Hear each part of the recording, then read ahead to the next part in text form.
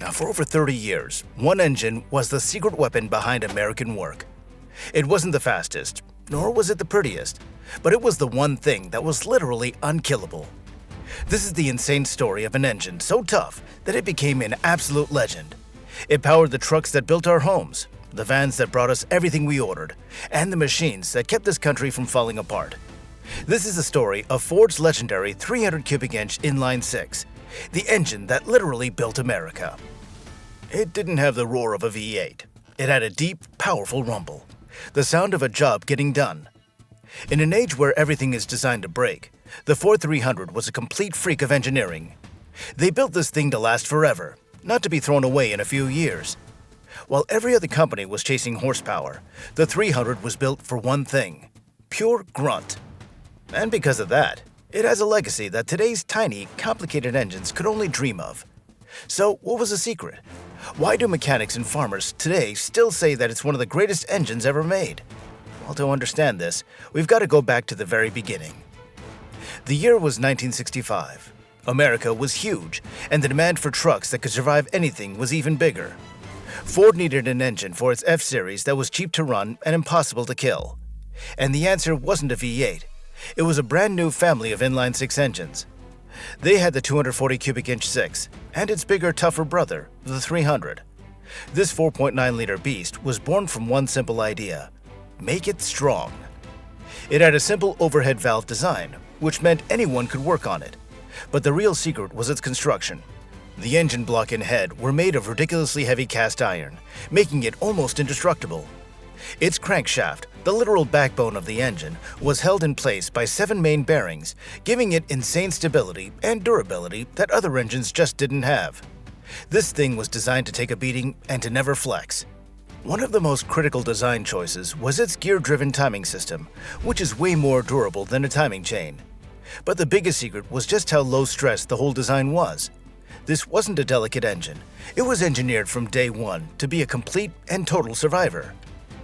From the moment it launched in 1965 until its final year in 1996, the 4.9-liter 6 was the engine for the Ford F-Series, America's favorite truck.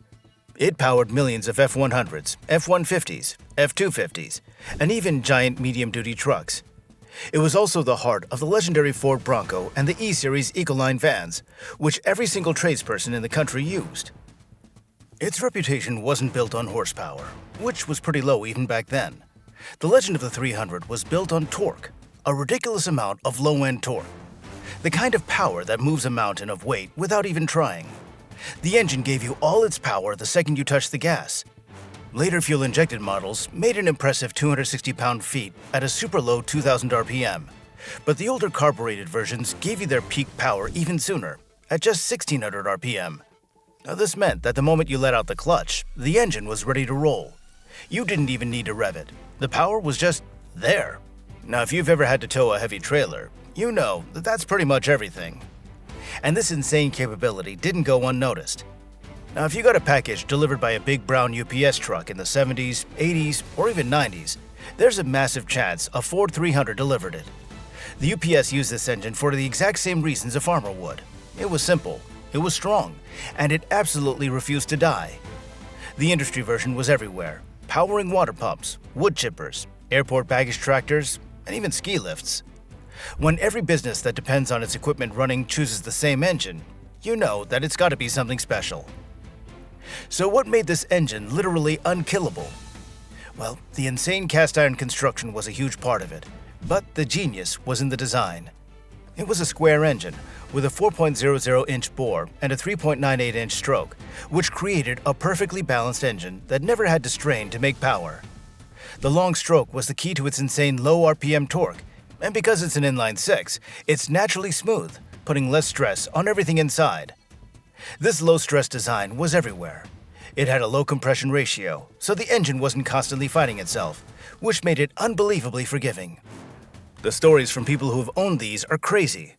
There are thousands of stories of Ford 300s running for months with almost no oil, surviving overheating to the point of melting lesser engines, and just taking unbelievable abuse, only to start right back up the next day. Now, it's not unusual to see these trucks with their original engines still running at 300,000 or even 400,000 miles. The trucks would often literally rust into dust around it, but that engine would be ready to go. Ford paired this monster with some of the toughest manual transmissions ever, such as the T18 and NP435, which featured an insane granny first gear. With a ratio as low as 6.69 to 1, these trucks could basically crawl up a vertical wall, making it easy to get thousands of pounds moving. Over its 31-year lifespan, the engine improved. In 1987, Ford introduced electronic fuel injection, making the engine more efficient. But even with the new tech, the heart of the engine, that heavy iron, the 7 bearings, the overbuilt design, well, that never changed. Ford knew that they had something special, they had something amazing, and they certainly weren't going to mess that up. Now, the legacy of the Ford 300 isn't just about the specs, it's in the stories.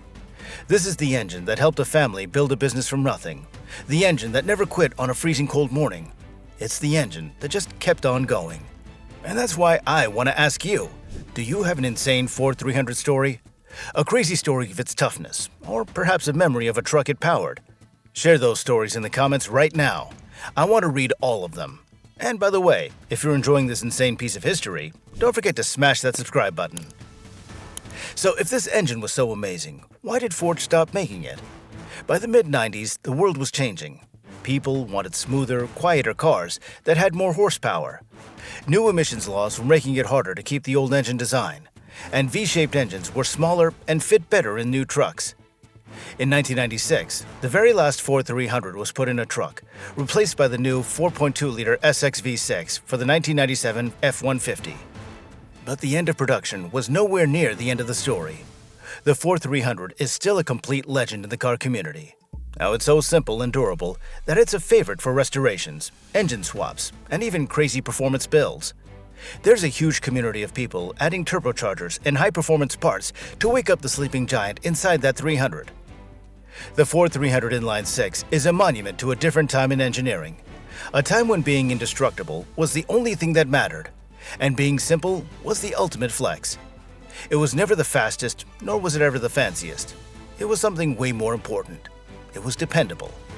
It was the unstoppable, unkillable heart of the American workhorse, an engine that didn't just power trucks, but built a nation.